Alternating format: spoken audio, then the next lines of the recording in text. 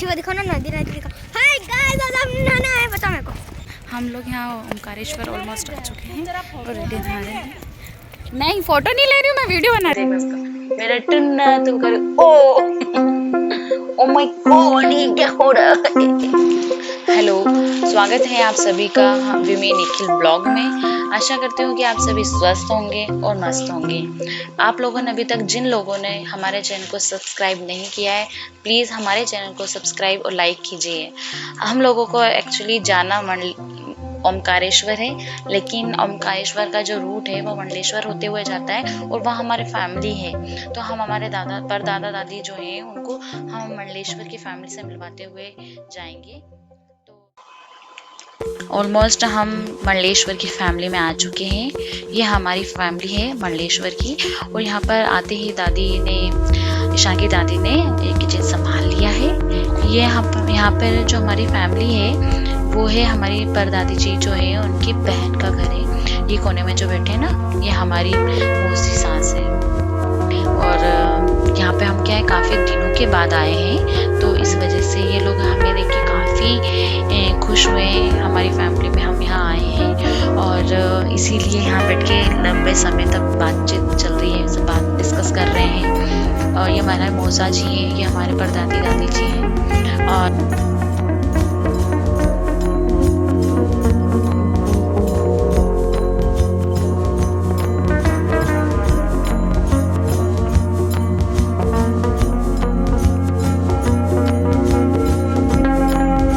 ईशान ने पोटी कर ली है, तो इसका डायपर मैं चेंज कर रही हूँ। ये 6-7 डायपर तो कर ही लेता है।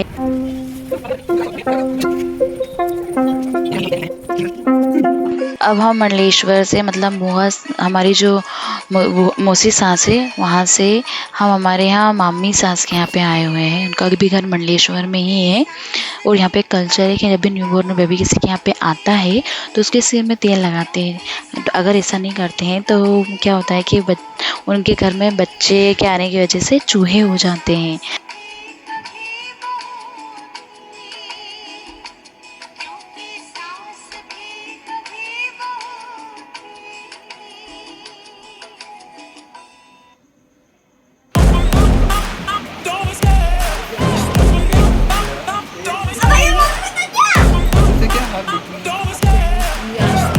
क्या बोला, हाथ दिखवाना है?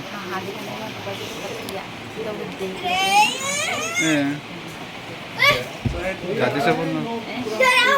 Play the game like it's nothing. I'm always thankful for something. Don't take for granted, stay humble. Now wake up, it's time to look at the enemy. Look in the mirror if he is no friend of me. Guys, पीछे वो दिखाओ ना, नदी नदी दिखाओ। Hi guys, आज हम नहाना है, बताओ मेरे को। हम लोग यहाँ ओमकारेश्वर ऑलमोस्ट आ चुके हैं और रेडी नहा रहे हैं। नहीं, फोटो नहीं ले रही हूँ मैं, वीडियो बना रही हूँ आपका, वो भी। सो फाइनली हम ओमकारेश्वर आ चुके हैं और ये सीन दिखाई दे रहा है वो ओमकारेश्वर का है। और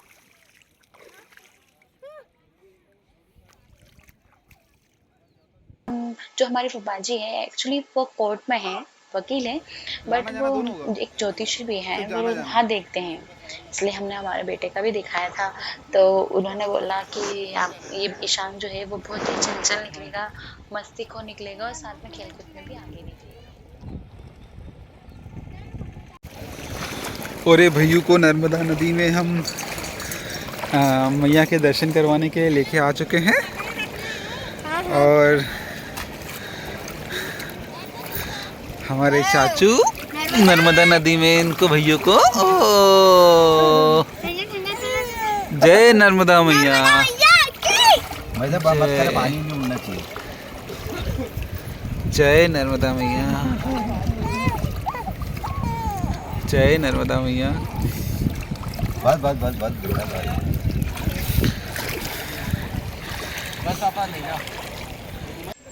ओमकारेश्वर में जो मंदिर है शिव जी का, वहाँ पर जाने का रास्ता 2 है। एक तो हम लोग गाड़ी से भी जा सकते हैं, पैदल मतलब, और एक हम नाव के थ्रू भी जा सकते हैं, नदी को पार करके। नर्मदा नदी है ये, तो हम लोग गाड़ी से आए वैसे बेसिकली, बट हम लोग को गाड़ी से जाना सही नहीं समझा। मैं सोचा एन्जॉयमेंट होगा नाव से जाना। ये लो पानी रखना, तो अब यहाँ चाची के पास बैठ जाओ। एक इस तरफ बैठ जाओ तो क्योंकि दोनों एक जैसे हो ना, तो इधर उधर हो जाओ। ए तू इधर बैठ। अरे चाचा जाएंगे और आप बैठ जाओगे तो लेवल हो जाएगा। लो हटो। अरे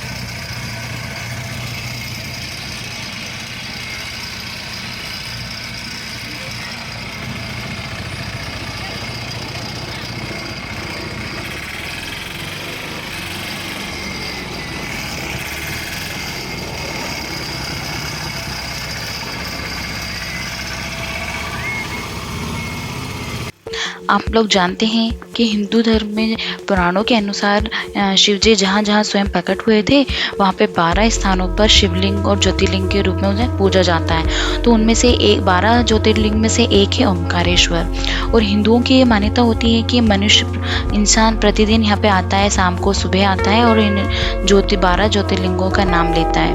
उनके सातों जन्मों तक उसके पाप जो भी रहते हैं वो मिट जाते हैं। अगर यहाँ इस ज्योतिर्लिंग पर आके वो ओम नमः शिवाय बोले तो उसके जितने भी पाप किए हैं वो उसके मिट जाते हैं। और ओमकारेश्वर ज्योतिर्लिंग के साथ यहाँ पर अमलेश्वर ज्योतिर्लिंग भी है यहीं पर। और इन दोनों शिवलिंगों की जो गणना है एक ज्योतिर्लिंग में की गई है।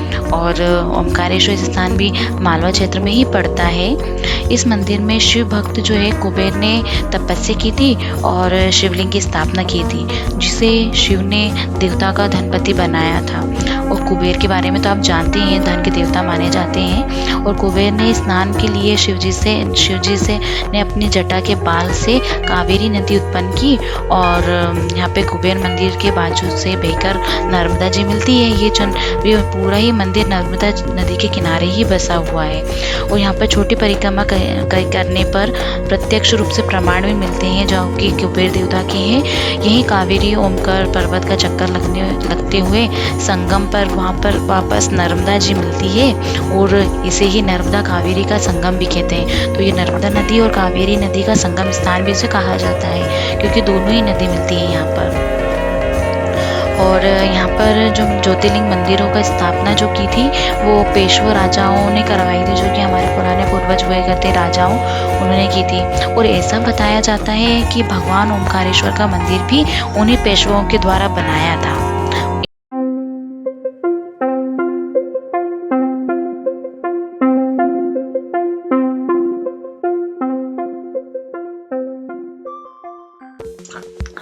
इस मंदिर में 2 कमरों के बीच में से होकर जाते हैं। और यहाँ पे इस मंदिर में आप जो पंडित देख रहे हो ना, ये जो पंडित खड़े हैं कमर पे हाथ रखे हुए ये हमारे इतने पीछे पड़े ना, इन लोगों ने ये बोलते हैं कि 1000 रुपये दो, हम अभिषेक करवाएंगे आपको और मंदिर में दर्शन कराएंगे। बट हमारे चाचा क्या पहले भी आ चुके हैं ना, तो उनको पता है कि ऐसा कुछ होता नहीं है। कुछ लोग करते हैं इसमें की बातें, लेकिन हम लोगों ने नहीं बात मानी। और फिर हम लोगों ने इजीली दर्शन भी कर लिए और हम आके बैठ भी गए। ये जो 4 लोग दिखाई दे रहे हैं ना, ये राजस्थान से आए हैं और ये लोग मंदिर को देख के इतने खुश थे और इतना एंजॉय कर रहे थे, क्योंकि वहाँ पर मंदिर में आज कुछ ज़्यादा भीड़ नहीं थी, हम लोगों को इजीली भगवान के दर्शन हो गए। इस मंदिर में जब हम अंदर जाते हैं ना, तो 2 कमरों में से होकर जाना पड़ता है। और जो कमरों में अंदर से जब हम जाते हैं तो काफ़ी अंधेरा होता है, इसलिए हमेशा यहाँ पर दीपक जलाया जाता है। ओमकारेश्वर लिंग जो है वो एक मनुष्य के द्वारा गढ़ा हुआ, तराशा हुआ, बनाया हुआ नहीं है, बल्कि एक प्राकृतिक शिवलिंग है। मतलब यहाँ पर जो आप शिवलिंग देखेंगे तो ये किसी इंसान ने नहीं बनाया, ये प्राकृतिक रूप से निकला हुआ शिवलिंग है। इसके चारों ओर हमेशा जल भरा हुआ रहता है।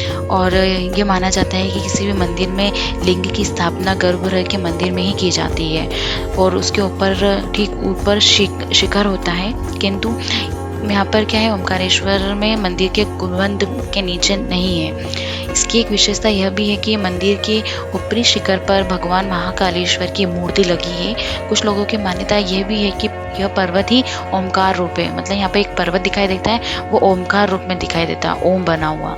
परिक्रमा के अंतर्गत बहुत से मंदिरों के विद्यमान होने के कारण भी यह पर्वत ओमकार के स्वरूप में ही दिखाई पड़ता है।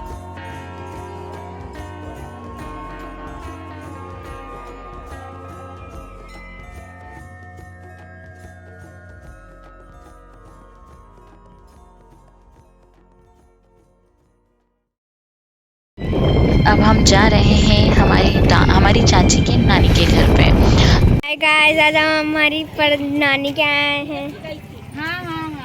निकल जाओ।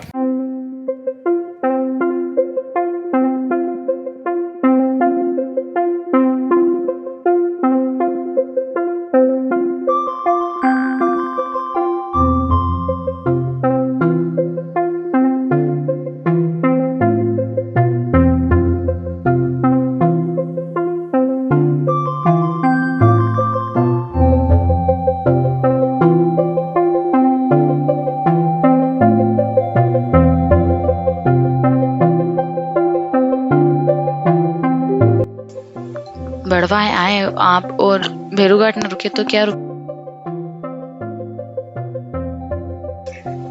हाँ, भैरू घाट जो है भैरू बाबा के नाम से प्रसिद्ध है और हम चाय पी रहे हैं, बस हम निकलने वाले हैं। लाइक एंड सब्सक्राइब जरूर कीजिएगा।